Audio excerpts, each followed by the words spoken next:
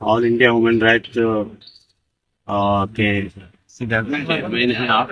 आपको पता ही नहीं पॉलिटिकल पार्टी क्यों बनाई वो सारी रास्ता सुनी। इसमें जो पॉइंट्स लिखे हैं उसमें दो तीन महत्वपूर्ण बिंदु है। एक ये है कि जो भी पार्टियां वो शपथ पत्र थे। अभी सवाल किया था हमारे भाई ने कि आपको भरोसा क्यों करें। जाहिर सी बात है, हम पे क्यों भरोसा करें, ये सवाल हम दूसरों से भी कर सकते हैं। केजरीवाल पर हम क्यों भरोसा करें, मोदी जी पर क्यों भरोसा करें। पता चला कि भाषण पे ही तो भरोसा हो रहा है। अपने अमित दुआ साहब ने कहा भाषण पे भरोसा नहीं करेंगे, भाषण में धोखा हो रहा है। जैसे 15 लाख कहा गया था तो धोखा हो गया। फिर कहा गया था 2 करोड़ सरकारी नौकरी या जॉब, जो भी कहा गया क्योंकि धोखा ही हुआ है। जो कुछ किसानों की आय दोगुनी होगी वहां भी धोखा ही है। तो हम तो भरोसा जुबान पे करते आए, धोखा मिलता गया। तो मेरी जुबान पे भी भरोसा मत कीजिए, इनकी जुबान पे भी भरोसा मत कीजिए, लेकिन किसी नेता की जुबान पे मत कीजिए, लिखत पे भरोसा कीजिए। और गांव के लोग कहते भी हैं लिखतम के सामने वक्तम नहीं चलता, सबसे अच्छा है। तो इसलिए ये महत्वपूर्ण बिंदु है कि आप शपथ पत्र दीजिए जनता के बीच कि यदि हमने कहे गए वचनों को पूरा नहीं किया तो हम जो है, जैसे मैंने राइट ऑफ रिकॉल टाइप का हो जाना चाहिए। जनता को फिर ये अधिकार हो जाना चाहिए कि हमारा आपसे एग्रीमेंट हो गया है। ऐसा नहीं कि हमने वोट डाला, खुद से बाहर निकलने के बाद हमारे पल्ले कुछ भी नहीं है। कौन जीतेगा कौन हारेगा उससे हमारा क्या लेना देना। जनता के साथ तो यही हो रहा, हम तो वोट ही नहीं डाल, वोट डालने के बाद जो जीता वो सिकंदर, बाकी सब अपने घर के अंदर। तो हम चाहते नहीं 5 साल तक रिस्पॉन्सिबिलिटी बनी रहे, तो शपथ पत्र पार्टियां दें। इसकी एक बेहतर मांग है इनकी।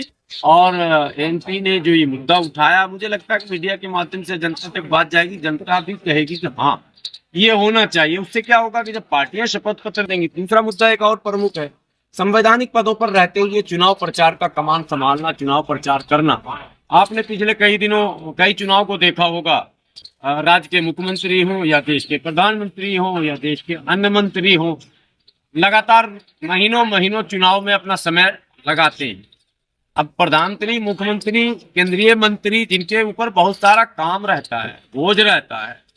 बहुत बड़ा देश है हमारा भाई, दुनिया के माने बड़े देशों में नंबर 1-2 की बात कही जाती है, और लोकतांत्रिक दृष्टिकोण से तो सबसे बड़ा देश, नंबर 1 का। तो ऐसे में इस देश के प्रधानमंत्री और राज्य के मुख्यमंत्री को चुनाव प्रचार में समय नहीं देना चाहिए। आप जो काम करेंगे जनता खुद वोट देगा। तीसरा मुद्दा जो अभी दुआ साहब ने आपके सामने रखा, ये है विज्ञापन का। हमारे देश में, मैं अभी चल रहा था, आपकी भी नजर पड़ी होगी, बस स्टैंड पर बिहार सरकार का प्रचार, झारखंड सरकार का प्रचार, उत्तर प्रदेश सरकार का प्रचार, दिल्ली में बस स्टैंड पर, अलग अलग रेलवे स्टेशनों पर।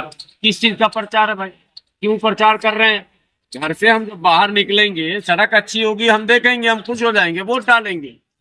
फिर एक्स्ट्रा करोड़ों का होर्डिंग लगाकर ये दिखाना। आपने दिल्ली में देखा होगा, एक ट्रेंड चला था, बधाई ओखला। आपके यहाँ 70,000 करोड़ का काम हो गया, ओखला में कुछ ना हुआ। जब से मैं हूँ 10 साल से मुझे लग रहा है जैसा था उससे और खराब अब दिख रहा, अच्छा नहीं दिख रहा। बधाई हो किराड़ी, आपके यहाँ 500 करोड़ का काम हो गया।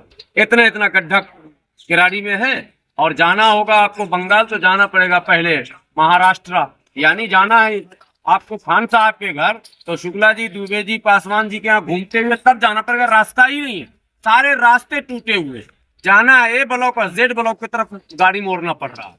ये स्थितियां बनी हुई है। तो ये बधाई का जो होर्डिंग लगा, वो पैसे कहाँ से आए, क्यों, उसका इस्तेमाल क्या हुआ। आप अगर सड़क बना देते तो आपको होर्डिंग लगाने की जरूरत नहीं थी, तो जनता अपने पैसे से लगा सकती है। बहुत अच्छा काम किया सरकार, आपने, आपको मेरी तरफ से बधाई। लेकिन यहाँ उल्टा हो रहा, शायद आप लोगों की नजर पड़ी हुई बधाई वाला। केजरीवाल सरकार में नया चला था, बधाई फला विधानसभा तुझे मैंने दिया है। ये तो ऐसे दे रहा है जैसे लग रहा है कि भाई ऐसे ही अगर दे रहे हो तो इधर भी फेंक दो 10-20-50 करोड़, हम भी लेके चले जाए। हो क्या रहा, कहीं काम नहीं। संगम बिहार जाइए, देवली जाइए, अम्बेडकर नगर जाइए, आप यहाँ खड्डा कोल्ली तो देख ही रहे हैं ना।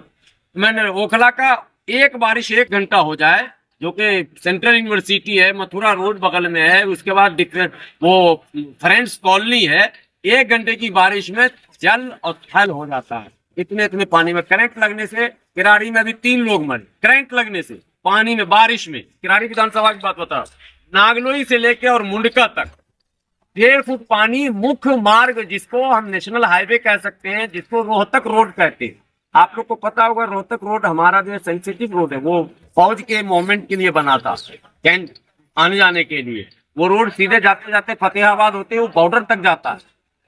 ऐसी सड़कों पर 2-2 फुट पानी मुख्य मार्ग पर दिल्ली में अभी जमा है। कोई आरोप प्रत्यारोप नहीं भाई, अभी जमा, और वीडियो मौजूद है, देख लीजिएगा। तो ये अंडर क्या बोलते हैं, पास अंडर पास दिल्ली के 50% ऐसे थे जो पानी से 6-6 फुट 4-4 फुट सब में भर गए। लेकिन आप जो ये पोस्टर में सामाजिक न्याय की बात कर रहे हैं, जब से वहां 1 मिनट, अब अच्छा आपने याद दिला दिया तो जल्दी से वहीं आ जाऊं। तो कुल मिलाकर जनता को ठगा गया है। तो शपथ पत्र से क्या होगा कि एक जिम्मेदारी बढ़ेगी पार्टियों की, और जनता को अधिकार मिलेगा कि हम उनके गिरबान पकड़ सकें कम से कम। सामाजिक न्याय और भागीदारी की बात दिल्ली के अंदर अब 1, 2, 3 दशक से ज्यादा हो गए लगभग सरकार लेजिस्लेटिव असेंबली बने 30 साल से। लेकिन अभी तक यहाँ जो व्यवस्था है उसमें आबादी के अनुपात में किसी भी वर्ग को समुचित प्रतिनिधित्व नहीं मिला।